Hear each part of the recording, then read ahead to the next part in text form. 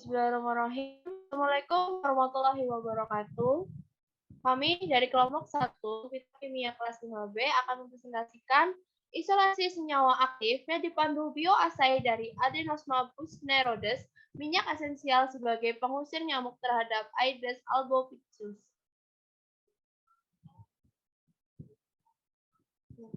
Pada kelompok 1 ini disusun oleh saya sendiri, Diana Nufadila dengan NIM 94, kemudian ada Alfianti Aryadi Putri dengan NIM 95, kemudian Karenisa dengan NIM 96, kemudian ada Alvina Dias Damayanti dengan NIM 97, terus ada Adinda Farah Haura dengan NIM 98, kemudian ada Revina Windy Anggraini dengan NIM 99, kemudian Beriana Elvira Sekarsari dengan NIM 100.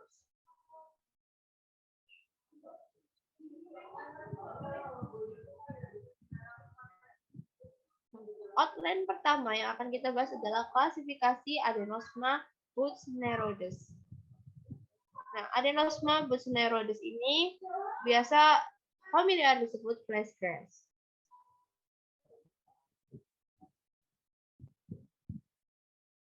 Nah, familinya Plantaginacejus, kemudian genusnya Adenosma RBR, dan ada nama latin lainnya yaitu Adenosma indiana Lormer.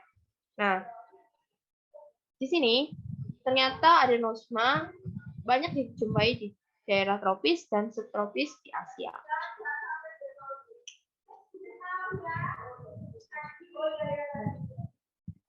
Selanjutnya akan dibacakan oleh rekan saya. Selanjutnya adalah kandungan kimia dari Adenosma busneroides. Konstituen kimia dari minyak atsiri-flickers atau Adenosma busneroides telah diidentifikasi, yaitu terdapat 39 senyawa kimia yang dilaporkan. Konstituen utama termasuk timol, carfacrol, 3-karen, pesimen, dan pelandren. Bahan kimia ini menunjukkan aktivitas antimikroba, antioksidan, fitotoksik, dan insektisida. Next. Selanjutnya memiliki aktivitas farmakologi dan aktivitas antidiabetes. Pada aktivitas farmakologi memiliki aroma segar yang terpancar ketika daun hidup digosok dan spesimen kering mempertahankan aroma yang kuat. Beberapa juga mengklaim bahwa menempatkan fligrass di lubang telinga atau ditutup dapat meredakan sakit kepala. Selain itu aromanya juga dapat membantu meredakan hidung tersumbat. Pada aktivitas antidiabetes terdapat studi tentang efek antihiperglikemik dari Adenosma bracteosum dalam streptozootokin induk model tikus diabetes, menunjukkan penghambatan melalui pengiriman oral dengan ekstrak etanol pada dosis 40 mg per kilogram dan ekstrak air pada dosis 50 mg per kilogram yang mirip dengan obat standar glibenclamid. Next. Selanjutnya yaitu aktivitas anti-kanker. Dilaporkan memiliki aktivitas anti-kanker pada Adenosma caerularium dan Adenosma glutinosum. Akan tetapi, aktivitas ini tidak melibatkan pengobatan tumor, namun dilaporkan memiliki hubungan dengan aktivitas anti-kanker. Pada Adenosma bracteosum dilaporkan menyebabkan peningkatan sekresi empedu di kelinci percobaan. Pada dosis 300 mg per kilogram, ekstrak etanol bagian udara kering meningkatkan sekresi empedu sebesar 24,7%. Dengan demikian, temuan ini konsisten dengan praktik tradisional menggunakan Adenosma bracteosum sebagai obat herbal untuk mengobati hepatitis. Next. Sebuah studi juga menyelidiki apakah ekstrak etanol dari bagian udara Adenosma glutinosum menunjukkan aktivitas terhadap tirosinase jamur. Dan jika demikian, bagaimana aktivitas ini mempengaruhinya?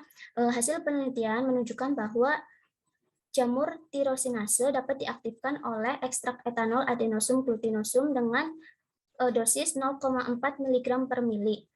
Dengan tingkat aktivasi 68,2%. Fitur kinetik dari reaksi enzimatik sistem dianalisis menyimpulkan bahwa ekstrak tidak hanya mempengaruhi kombinasi substrat dan enzim, tetapi juga berkontribusi pada perubahan konformasi dalam molekul enzim antioksidan dan insektisida. Selanjutnya akan dipaparkan oleh rekan saya.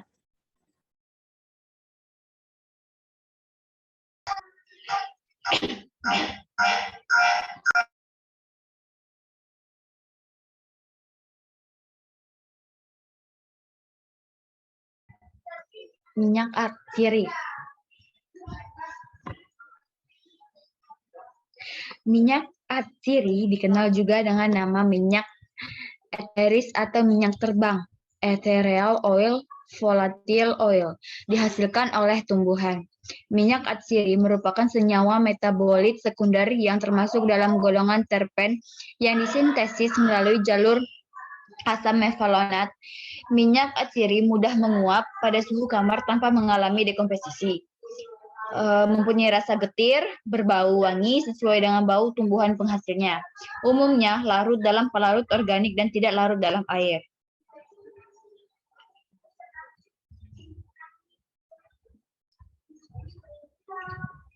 Pada konsentrasi tinggi, minyak atsiri dapat digunakan sebagai anestetik lokal. Kebanyakan minyak atsiri juga bersifat antibakteri dan anti jamur yang kuat. Minyak atsiri dibentuk oleh tanaman aromatik sebagai metabolit sekunder, dikenal dengan sifat antiseptik, bakterisida, virisida, fungisida. Minyak atsiri ini digunakan sebagai pengawet makanan dan sebagai obat analgesik, sedatif, antiinflamasi, osmolitik, dan sebagai anestesi lokal. Selanjutnya ada struktur dasar minyak atsiri yang akan dijelaskan oleh teman saya.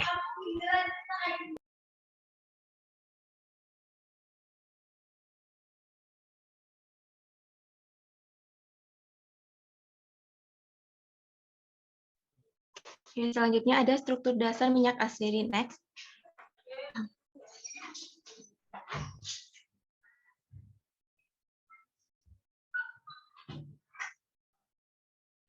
Yang pertama itu ada hidrogen. Nah, golongan ini terbentuk dari unsur karbon dan hidrogen yang merupakan senyawa terpen yang mana strukturnya dapat dibagi ke dalam satuan isoprem yaitu C5H8.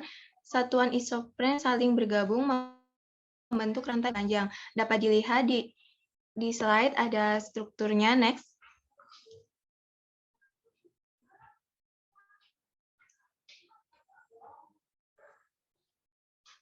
Kedua itu ada hidrokarbon teroksigenasi. Komponen kimia dari golongan persenyawaan ini terbentuk dari unsur karbon, hidrogen, dan oksigen. Persenyawaan yang termasuk dalam golongan ini adalah persenyawaan alkohol, aldehid, keton, ester, eter, dan fenol. Senyawa fenol mempunyai struktur dasar karbon yang terdiri dari cincin benzen yang terikat pada ujung rantai karbon propana. Di sini ada kerangka dasar fenilpropanoid. Next. Selanjutnya itu ada biosintesis senyawa minyak atsirinya. Secara umum, biosintesis minyak atsiri itu ada dua jalur. Yang pertama jalur asam mevalonat dan asam sikimat. Pada jalur asam mevalonat, asam asetat diaktifkan oleh koenzim A melakukan kondensasi jenis Claisen menghasilkan asam asetoasetat. Senyawa yang dihasilkan ini dengan asetil koenzim A melakukan kondensasi jenis aldol menghasilkan rantai karbon bercabang sebagaimana ditemukan pada asam mevalonat. Reaksi-reaksi berikutnya adalah fosforilasi, eliminasi asam fosfat dan dekarboksilasi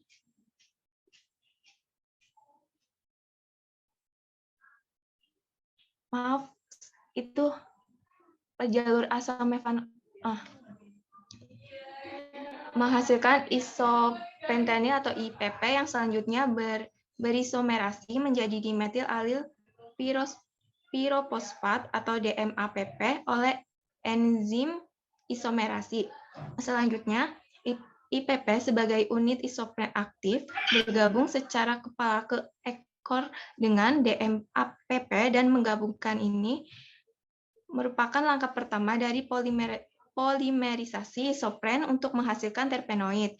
Penggabungan ini terjadi karena serangan elektron dari ikatan rangkap IPP terhadap atom karbon dari DMAPP. Yang kekurangan elektron diikuti oleh penyingkiran ion pirofosfat yang menghasilkan geranil pirofosfat atau GPP, yaitu senyawa antara bagi semua senyawa monoterpenoid. Penggabungan selanjutnya antara satu unit IPP dan GPP dengan mekanisme yang sama menghasilkan farnesil pirofosfat atau FPP yang merupakan senyawa antara bagi semua senyawa sesquiterpenoid. Senyawa diterpenoid diturunkan dari geranil-geranil pirofosfat atau GGP yang berasal dari kondensasi antara satu unit IPP dan GPP dengan mekanisme yang sama.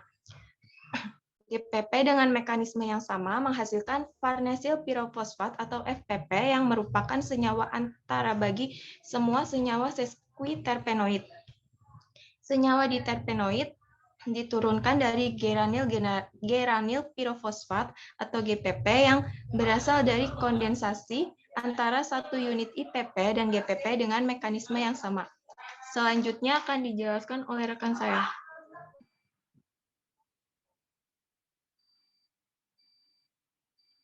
Ya, selanjutnya ada jalur asam sikimat.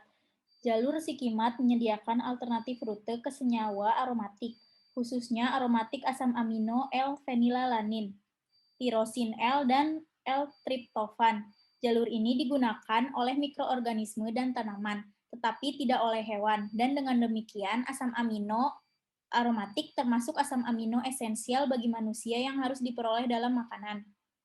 Selanjutnya, ada jalur dari fosfoenol pirufat atau dari glikolisis dan D-eritros 4-fosfat atau dari siklus pentosa fosfat ke amino aromatik asam. Itu luas diuraikan. Fenilalanin dan tirosin membentuk dasar C6C3. Fenilpropana unit ditemukan di banyak produk alami. Misalnya sinamat asam, kumarin, lignan, dan flavonoid. Dan bersama dengan triptofan merupakan prekursor dari lebar berbagai struktur alkaloid. Selain itu, ditemukan bahwa banyak turunan asam benzoat sederhana, misalnya asam galat dan asam P-aminobenzoik yang diproduksi melalui branch point di jalur sikimat. Jalur sikimat dimulai dengan kopling dari fosfoenol pirufat. Selanjutnya ada jalur biosintesis carvacrol. Jalur biosintesis carvacrol atau fenolik monoterpena yang disintesis dari isopentenil difosfat atau IDP dan dimetilalil difosfat atau DMA-DP yang berasal dari jalur MEP atau metil eritritol fosfat yang terletak di plastida. Dalam jalur MEP yang terlibat dalam biosintesis carvacrol, DXP atau deoksidesilulose 5-fosfat diubah secara irreversibel menjadi MEP atau 2-C-metil D-eritritol 4-fosfat oleh enzim DXR atau 1-deoksidesilulose 5-fosfat, reduktoisomerase. Geranil difosfat atau GDS adalah enzim kunci dalam jalur biosintesis ini yang mengkatalisis kondensasi head-to-tail IDP dan DMA-DP menjadi geranil difosfat atau GDP sebagai prekursor universal monoterpena. Selanjutnya, sintase G-terpinen yang merupakan anggota famili monoterpen, sintase menghasilkan Y-terpinen melalui siklisasi GDP. Selanjutnya, enzim seperti CYP71D178, CYP71D180, dan CYP71D181 milik monooksigenase sitokrom atau P450 CYP juga terlibat dalam modifikasi lebih lanjut dari tulang punggung Y-terpinen untuk menghasilkan carvacrol. Carvacrol disintesis melalui CYP71D178, CYP71D180, dan CYP71D181. Next, ada sifat fisika dan kimia minyak atsiri. Akan dibacakan oleh rekan saya.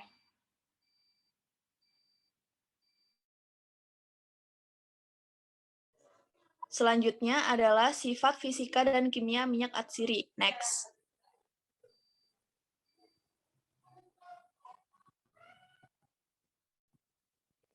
Sifat-sifat fisika minyak atsiri yaitu yang pertama, bau yang karakteristik, yang kedua, bobot jenis, yang ketiga, indeks bias yang tinggi, yang keempat, bersifat optis aktif. Next. Yang selanjutnya adalah sifat kimia. Yang pertama ada bilangan asam. Bilangan asam pada minyak atsiri menandakan adanya kandungan asam organik pada minyak tersebut. Yang kedua ada bilangan ester. Adanya bilangan ester pada minyak atsiri dapat menandakan bahwa minyak tersebut mempunyai aroma yang baik. Yang ketiga ada oksidasi. Reaksi oksidasi pada minyak atsiri terutama terjadi pada ikatan rangkap dalam terpen. Yang keempat ada hidrolisis. Proses hidrolisis terjadi pada minyak atsiri yang mengandung ester. Resinifikasi. Beberapa fraksi dalam minyak atsiri dapat membentuk resin yang merupakan senyawa polimer. Next. Selanjutnya ada isolasi. Isolasi senyawa penolak yang dipandu bioasai sistematis dari minyak atsiri dilakukan melalui fraksinasi kromatografi yang dikombinasikan dengan bioasai pengusir nyamuk di dalam kandang. Buneorides minyak atsiri difraksinasi dengan kolom kromatografi pada silika gel dengan pelarut petroleum ether atau AC sistem sebagai eluen. Setelah elusi gradien dengan petroleum ether, minyak bumi ether ETOAC, 5 fraksi diperoleh berdasarkan analisis KLT. Sebagian dari FR1 dikromatografi pada gel sepadek LH20 kolom dengan aseton sebagai eluen untuk menghasilkan beta-bisabolen. NS2 dimurnikan dengan kolom silika gel dan dielusi dengan petroleum ether CHCl3 sebagai eluen dalam mode gradien untuk membeli carvacol methyl ether. NS3 dimurnikan dengan silika gel kolom dan dielusi dengan petroleum ether CHCl3 sebagai eluen dalam mode gradien untuk membeli carvacrol.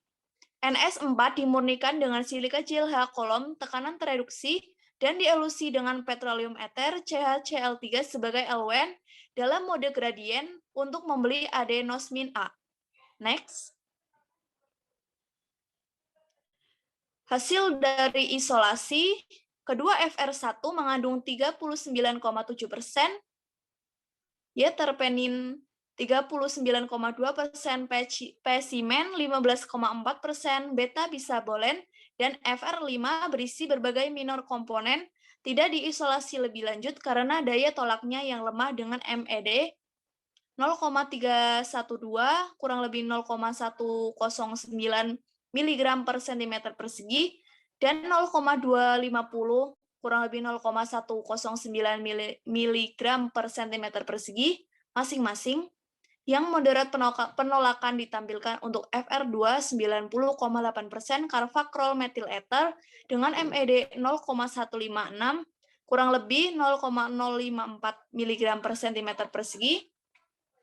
NS3 kaya akan 92,1% carvacrol menunjukkan penolak yang paling kuat dengan MED 0,019 kurang lebih 0,007 mg per cm persegi. Subfraksi yang berdekatan FR4 87,7% adenosmin A penolak dengan MED 0,078 kurang lebih 0,027 mg per cm persegi. Next. Selanjutnya ada identifikasi yang akan dijelaskan oleh rekan saya.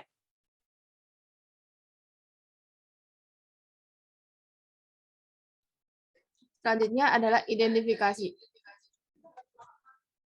Identifikasi dilakukan dengan metode spektroskopi, terutama IR, NMR, dan teknik HRECMS. Pada gambar pertama,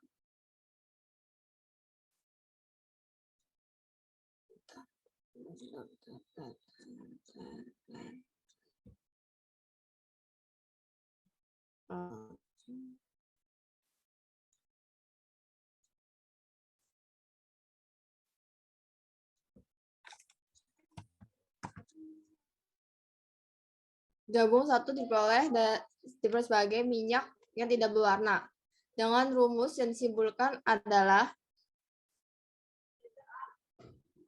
C20 H30O6 dengan 6 derajat ketidakjenuhan berdasarkan HR SI MS. Percobaan dengan puncak ion molekul pada MS 325,2134 dihitung untuk C20 H30 O2.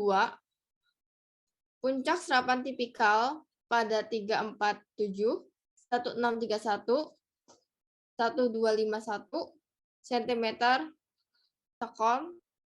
TIR spektrum menunjukkan adanya gugus hidroksil, gugus fenil, gugus eter, dan masing-masing.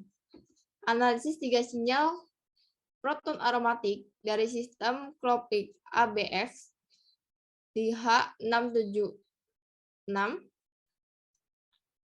dan di spektrum HNMR menunjukkan sistem pola khas ciri cincin benzen bersubstitusi 1 sekon, 2 sekon, dan 5 sekon. Next.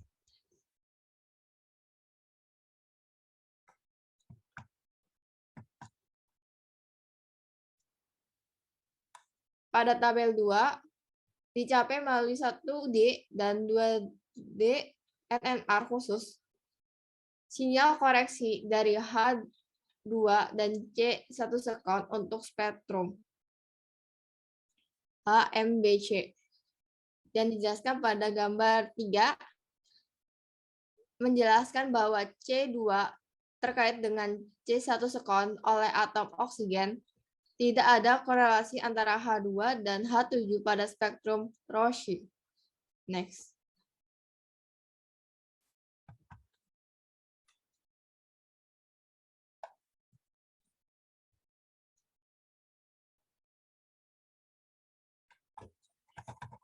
Next.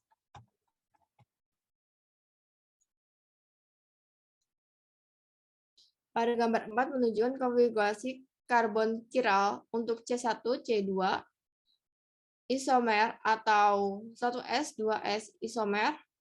Terinci sastra riset di manifestasi itu 1R, 2R, 3P menten 1,2 diol diisolasi dari alpinat-oxila. Semua disintesis secara artifisial, tidak ditentukan dalam produk alami, selain arah rotasi optik yang dihasilkan dari chiral bagian cincin B, identik dengan 1R, 2R, 3P menten 1,2 diol, tapi dari 1S, 2S, 3P menten 1,2 diol, justru sebaliknya, sementara konfigurasi mutlak dari 1 ditentukan dengan perbandingan eksperimen dan spektrum di CROSIM, sirkulasi elektro atau ACD teoritis. Pada gambar 5, merupakan ECD yang dihitung untuk 1R, 2R isomer cocok dengan kurva eksperimen. Next. Sekian dari presentasi kami. Kurang lebihnya mohon maaf. Wassalamualaikum warahmatullahi wabarakatuh.